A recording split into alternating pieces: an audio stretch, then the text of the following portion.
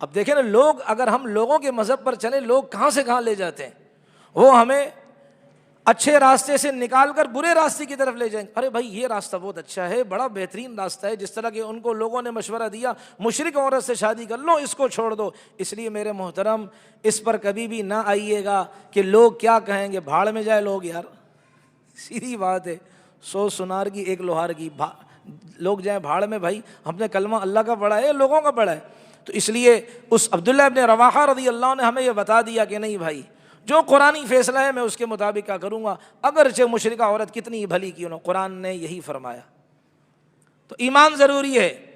اسی لیے واقعہ آتا ہے کہ ایک حضرت انس رضی اللہ عنہ کی والدہ ام سلیم رضی اللہ عنہ بیوہ ہو گئی تھی. ظاہر بات ہے شوہر ان کے اس زمانے میں جنگیں ہوا کرتی تھی، شہید ہو جایا کرتے تھے، فوت ہو جایا کرتے تھے. دوسری شادی عیب نہیں تھا، کسی اور سے نکاح، ورنہ یہ بیوہ عورت کہاں جائے گی. آج کل ہمارے معاشرے میں بیوہ عورتوں کا کیا حال ہے.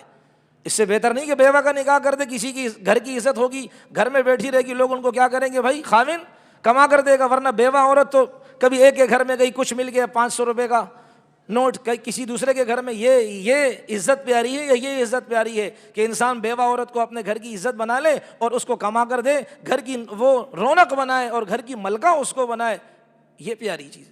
تو حضرت انس رضی اللہ عنہ کی والدہ بیوہ ہو گئی. ابو طلحہ رضی اللہ تعالی عنہ انہوں نے ان کو پیغام، نکاح کا پیغام دیا کہ میں آپ سے شادی کرنا چاہتا ہوں.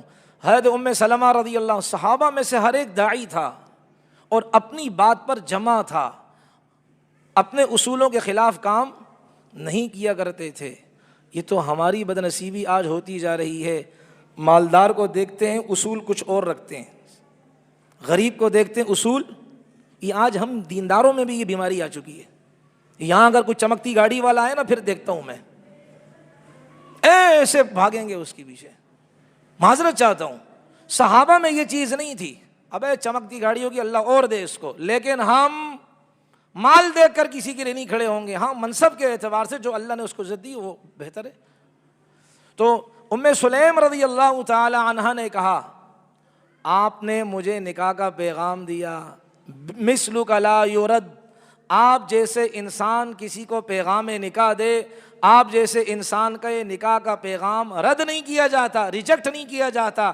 لیکن مسئلہ یہ آپ غیر مسلم، میں مسلمان، مسلم اور غیر مسلم کا نکاح نہیں ہو سکتا ہے. مسلمان ہو جاؤ، میں آپ سے نکاح کرنے کو تیار ہوں. ابو طلحہ رضی اللہ تعالی عنہ ام سلیم کی دعوت پر مسلمان ہو گئے، کلمہ پڑھ لیا. اب جب مذہب ایک ہو گیا، اب نکاح کر لی انہوں نے. مشکات شریف، بخاری شریف کی پہلی حدیث ہے انما الاعمال بالنیات، مشہور حدیث ہے.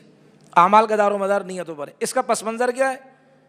یہ آپ علیہ السلام نے کس موقع پر فرمائی یہ بات؟ نبی علیہ السلام کی ہر بات کسی وجہ سے ہوتی. آپ علیہ السلام تو عقل و دانش رکھنے والے اعلیٰ قسم کے انسان. نبی علیہ الصلوۃ والسلام نے کس موقع پر فرمائی؟ ہوا یہ تھا کہ مدینہ طیبہ میں ایک خاتون تھی، قیلا اس کا نام تھا، قیلا. تو ایک آدمی نے جو مکے میں رہنے والا تھا نکاح کا پیغام دیا کہ آپ کیا، میں آپ سے شادی کرنا چاہتا ہوں. اس نے بھی یہی ڈیمانڈ دی، آپ اسلام قبول کر لیں، میں آپ سے نکاح کرنے کو تیار ہوں. یہ باقاعدہ مکے سے چلا مدینے پاک آیا ایک عورت کی خاطر کہ اس سے نکاح کروں گا، اسلام بھی کیا قبول کرنے کو تیار ہوں. اللہ کا نظام ایسے کہ اس صحابی کا اصلی نام چھپ گیا، اس لیے کہ وہاں سے آیا تھا یہاں، اس لیے اصلی نام چھپ گیا. مشہور کس سے ہو گیا؟ مہاجر ام قیس. اس قیلا کی کنیت تھی ام قیس، یعنی یہ وہ آدمی ہے جو ام قیس کی خاطر مکہ سے مدینے آیا ہے، لیکن اسلام اس نے قبول کیا ہے. اب یہ نبی کا صحابی بن گیا. معلوم ہوا مشرک عورت کا کافر سے، اور اسی طرح مسلمان عورت، مشرک عورت کا وہ مسلمان سے نکاح نہیں ہو سکتا. اور اس کا برعکس، اس کے برعکس بھی کیا کر لیں کہ مسلمان مرد کا مشرک عورت سے نکاح اور نباہ نہیں ہو سکتا. قرآن کریم نے اسی بات کو کیا ہے واضح کر کے بیان فرمایا. لیکن چونکہ مسئلہ ہے، لیکن اگر وہ مسلمان عورت وہ کیا ہے، وہ اگر سامنے والا یعنی آدمی تو مسلمان ہے لیکن سامنے والی عورت کتابیہ ہے، یا عورت مسلمان ہے سامنے والا مرد کتابی ہے. کتابی کس کو کہتے ہیں؟ یہ یہودی اور عیسائی کو کہا جاتا ہے، چونکہ یہ اہل کتاب میں سے ہیں. کہ یہودی وہ توریت پر ایمان رکھتے ہیں اور عیسائی انجیل پر ایمان رکھتے ہیں. یہودی حضرت عزیر علیہ السلام کو فالو کرتے ہیں، عیسائی حضرت عیسیٰ علیہ السلام کو فالو کرتے ہیں. تو ان پر یہ ایمان رکھتے ہیں، ان کو کہا جاتا ہے اہل کتاب. چونکہ خود قرآن کریم نے 5ویں بارے میں اس بات کو واضح کر کے بیان فرمایا ہے، والمحصنات من الذین اوتوا الکتاب، ان سے نکاح کیا جا سکتا ہے جو اہل کتاب کی پاک دامن عورتیں ہوں، اور اہل کتاب سے مراد یہودی اور عیسائی ہے. چونکنا نہیں، پوری بات میں عرض کروں گا کہ نکاح ان سے ہو سکتا ہے، لیکن شرط کیا ہے؟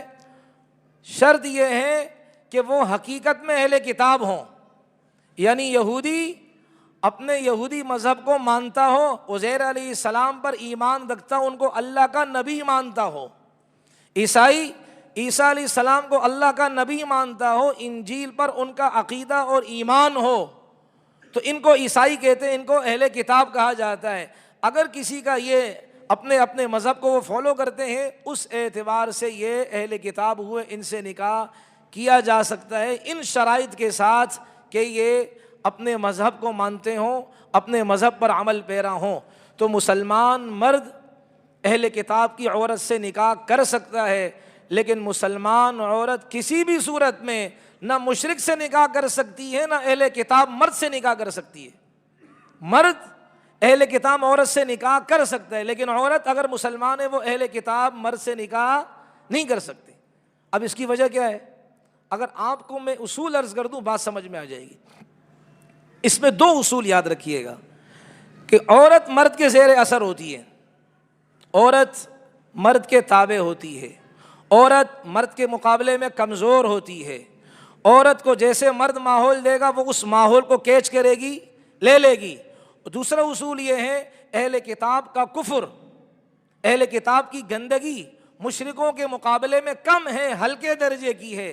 ان 2 اصولوں کی وجہ سے قرآن نے اجازت دی ہے کہ مرد اہل کتاب عورت یعنی یہودی یا عیسائی عورت سے نکاح کرنا چاہے تو کر سکتا ہے، لیکن مسلمان عورت اہل کتاب سے نکاح نہیں کر سکتی. وہ جو پہلا اصول اگر آپ نے ذہن میں رکھا کہ عورت مرد کے زیر اثر ہوتی ہے، اس لیے کہ اگر مسلمان عورت اہل کتاب یعنی یہودی یا عیسائی سے اگر اس کا نکاح کیا جائے گا تو یہ اس کے ماتحتی میں آ جائے گی. جب اس کے ماتحتی میں آ جائے گی، اب وہ مرد اس کے اوپر اپنا قبضہ جماتا ہے اور اس کو اس کے اوپر مسلط ہو کر اس کو اپنا تسلط اس پر قائم کرے گا.